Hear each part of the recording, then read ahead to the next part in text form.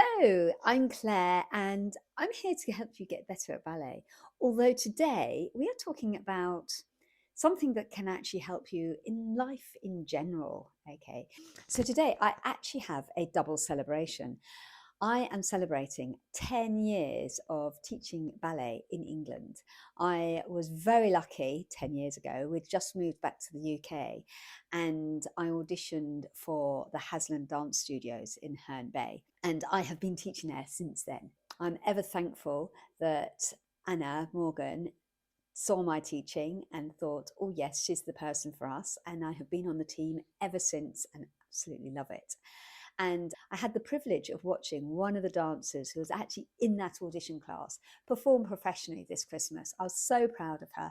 And I have actually been able to see another dancer perform professionally as well. So that's two people that I've taught have actually gone on and are now living the dream and performing professionally, which is just amazing. And yeah, I feel just so privileged to be in a position where I'm actually a tiny part of helping them achieve their dreams. So that's my one celebration. And the other celebration is actually 1 year of walking every single morning. I know that doesn't sound particularly amazing. And I know we all know that walking's really good for you, but it was a year ago that I started the 75 Hard Challenge with an amazing group of women from the Winners Club on Clubhouse. Those of you who were involved with Clubhouse might have heard of the Winners Club. It was this amazing room that used to happen every single morning in the week, and we all used to gather there, and I just used to do a lot of listening actually. And a small group of us just decided one morning a year ago, just over a year ago actually, to do the 75 hard. And we're still friends, we're still in a little group, and it was kind of life-changing. It made me realize how important it is to get outside super early in the day, because as a dance teacher who runs my own dance school as well, I could end up spending the entire day indoors. I could be doing admin in the morning, choreography and lesson planning, and then go straight to the studio and teach all evening and not see outdoor space at all through the day. So making myself get up first thing and go for a walk outside, feeling a bit of fresh air on my face, a bit of sunshine on my face, or even just bright light if it's a dull day, really, really sorted me out. So, and there's a science behind that, which I will go into in a minute. So those are my two celebrations: 365 days of morning walks and approximately 360 weeks of teaching ballet in the UK. Anyway, I digress slightly. I thought today I would talk about actually morning routines. I was never a morning person. As a dancer, you tend to perform in the evenings, but even as a child, I didn't like getting up. I must admit I was bullied at school, so I didn't enjoy going to school. So I'd lie in bed trying to find excuses not to get out of bed, dreading school because I wasn't happy at school. Anyway, long story cut short, even as a dancer, we thrived. You'd perform at night and then you'd go out for something to eat. So regularly we'll be going to bed way past midnight. So I always assumed myself to be a night owl. And even if I was working on a film where you'd be picked up at like four, no, not four, 5 in the morning or something like that, I hated it. I loved my job. I loved the dancing side and everything, every other aspect of being a dancer. However, I hated getting up in the mornings. And yeah, even for class, oh, that was really hard getting up in the mornings. So, long story cut short, when I was scuba diving, I discovered, I thought, well, actually, I quite like getting up to go scuba diving. Now, thinking about my morning walks, I think that's because you're going outside, getting the sunlight on your face. And also, I do think scuba diving has this weird feeling on your body. You get the compression of going under pressure. It's almost like a big hug. You get the cold water. Even in a hot country, the water's cooler than your body temperature. So you get that cold water therapy aspect. And just the fact that you're in the sea, in the water, in a body of water is just so calming. So many different elements of that getting up early and being outside and in the water were conducive to feeling fantastic. Whereas getting up to dance and be maybe in a studio, even though dance is something I truly adore and it's exercise, it's not quite the same because you're not inside, you're not in nature. Anyway, So I, about 5 years ago, I read a book by a young man called Hal Elrod called The Miracle Morning. And actually, that changed my relationship with mornings. Seriously, if you give yourself a little bit of time, so it sometimes in fact, it usually means getting up a bit earlier. If you give yourself a little bit of time to focus on you and give yourself that self care, whatever it is that works for you, it sets your day up so well. And for the last 5.5 years, I've been doing elements of the Miracle Morning. So the Miracle Morning, I won't go too much in depth. So it's based on an acronym, SAVERS. So one is silence. So that will be meditation or prayer. The other one is affirmations. So that could be said in the shower. It could be mental affirmations, talking to yourself in a positive manner. It could be reminding yourself you're going to be doing something fantastic, or it could be reminding yourself of the positive things that you're working towards that day, whatever it works for you at that time. The other one is visualization, which actually I tend to do during the meditation. I imagine things going well. And the other one is exercise, and that's the real one that gets you going, something that gets your heart going. Reading is another good one.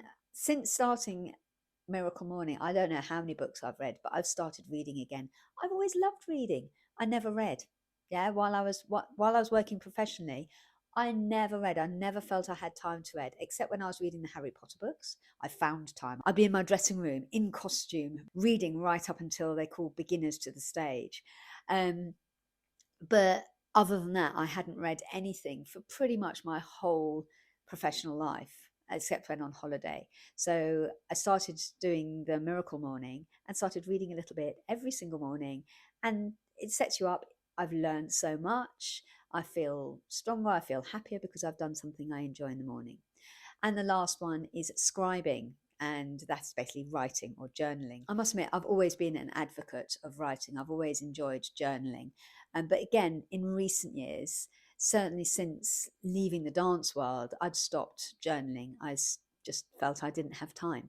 So it was really good to get back into writing about simply how my day had gone, or what I was grateful for, how I was feeling about things. So all sorts of things they're actually better out on paper rather than stuck in my head going round and round in circles. So my suggestion is you don't have to do all that. And actually, if you read the book Miracle Morning, you can condense that into 6 minutes. Yes, you could do literally 1 minute of each, and it will make you feel better. And I have done that, and it does. Literally, just having that little bit of time to yourself can make all the difference to your morning. If you're getting out of bed running, knowing you're late, knowing you haven't really got time to get ready, knowing you're going to rush into the shower, you're going to rush your coffee, rush your tea, or rush your breakfast, and you're just going to kind of throw your makeup on and dash out the door, or maybe dash out the door, throw your makeup on the train, then you're starting your day off in a stressful manner. Yeah, and you're going to start your day off feeling like you're on the back foot. Whereas if you get up even 5 minutes earlier, you have time to have a little read, have a little breathe, enjoy that cup of tea. Maybe even have that cup of tea outside on the porch so you get a bit of sunlight on your face. And then that will help you start your day really well. Now, it's one of those things. Again, another book I'm going to say is Atomic Habits. And I can't remember the author off the top of my head. I will try and look that up and put it in the notes. But starting small with little habits, just maybe bring in one habit and then do it every day. And then think, oh, actually, I have time. Once I've done that habit, I have time to do another and another. And then you find that your day starts to really start off on a good footing. And I totally get it. I don't have children. So I do understand if you've got kids and you're running around trying to get them out to school and everything else, it's slightly different. You might literally have that 5 minutes if you get up earlier. And I do get that. I'm not sort of trying to tell you to take an hour and a half and do your morning routine when you've got 50 million things to do. But if you can find just one little thing that's for you, like I said, even if it is having that cup of tea out on the doorstep, getting that sun on your face, it can make a huge amount of difference. So, about the science of getting outside in the sunshine. I'm not a scientist, but I've been doing a lot of reading up on morning routines and looking after my health and that side of life. And because at the end of the day, if you haven't got your health, what have you got? Yeah, you could have all the money in the world. You could be the most amazing dance teacher. You could be the most amazing dancer. But if you're not healthy, you're not enjoying it because you're worried about your health. So I started focusing on this and learning more about it. And there's been a lot of research into the whole subject of getting outside, especially in that early morning light, that first hour of sunlight when the sun's just come up. You don't get the dangerous UVA and UVB rays from the sunshine. So you can go out without sunscreen. It's not a big deal, unless your doctor has advised otherwise, of course. And basically, getting that light in your face basically resets your circadian clock. Yeah, we have an inner clock that tells us when to wake up and when to go to sleep, but it can sometimes get knocked out of whack.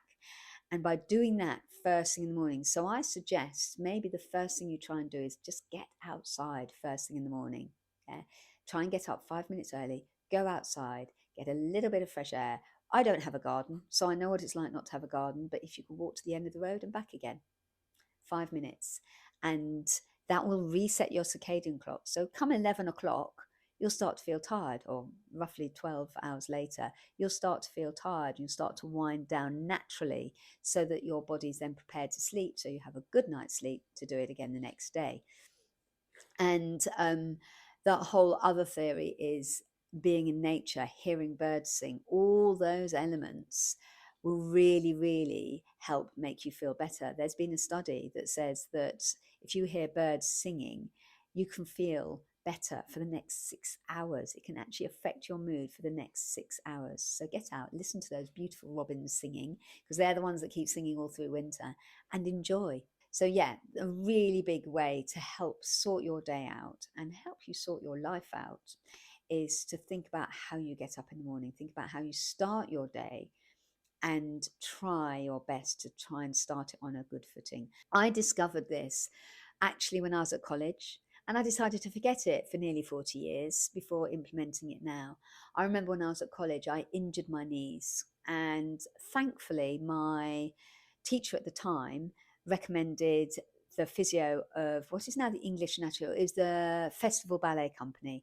The physiotherapist for the Festival Ballet Company was actually an osteopath, and she recommended this lady to me, and I went to see her. She didn't even look at my knees. She asked me to stand in my underwear, delightful, um, and perform ballet movements. So I had to do a plie, I had to do a développé, I had to stand in first position and show her how I was working. And she immediately spotted that I wasn't using the rotator muscles in my upper legs. I knew I had turnout, so I was putting my feet into fifth and stretching my legs. Yay! Really not good technique to find that turnout. She realized I wasn't using my core to neutralize my hips, and she realized I wasn't using my turnout muscles. So she gave me a whole series of exercises to do to increase the strength of those muscles and to change the way I was working.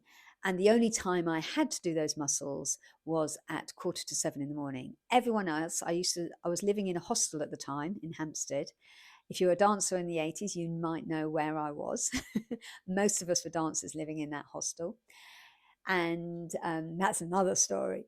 And I basically would get up 15 minutes before anyone else. I'd get up at 6:45 and go into the bathroom and do these exercises. And my dancing improved like that. It was incredible. I'd had an injury. I thought I was going to go down. And actually, my technique improved because I was working on the correct muscles, strengthening them, and working really well in class.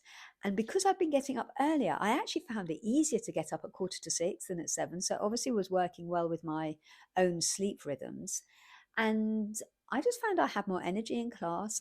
Because I'd been up a little bit and I'd been doing my own thing before anyone else got up, I just felt much more on it. So, like I said, my day had started well.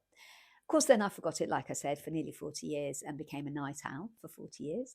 And it's only, well, actually 30 years, because it's about 5.5 years ago that I changed it. And I thought, actually, if you're trying to stay in bed all day, and Mel Robbins is said this. If you're trying to spend your whole day in bed, you're kind of wasting your life. Yeah, because we're here to live, aren't we? So may as well give yourself something to look forward to, something that you will enjoy when you get up in the morning. Now, you might not enjoy the actual act of getting out of bed because let's face it, the bed's cozy, and if you've got a partner, you've got a cozy partner to cuddle up with. So I totally get that. The actual act of getting out of bed is like, oh, it's cold, I don't want to do it. But if you can get yourself up and out and then do something that you like, that's something that's going to feel good for you, I tell you, just one thing to start with, it will start having a ripple effect on the rest of your life, and things will start coming good. Anyway, so that's my tip for today. This will work for dancers, this will work for anybody. Yes, parents of children, anybody. If you can do that, give yourself one thing that feels good for you first thing in the morning, that will nurture you and help you with the rest of your day, then honestly, keep doing it. You have to be consistent, keep doing it over time, and it will have an effect, and you'll find yourself enjoying your life more. Just the act of getting out of bed will feel so much easier and so much more enjoyable. That's my tip for today. If you want to dance with me, pop along to bridgeballet.co.uk. If you want to dance with me right now, pop along to bridgeballet.club, and there is a class there you can try straight away. And there's a beginner's one, and there's a less beginner's one, an improver's class. And if you like it, join the club, and you can take classes anytime, night or day, whenever it suits you, and you can dance. If you like this episode, please share it with your friends. Please like and follow, and comment below and let me know how you get on. Okie dokie. See you later. Bye.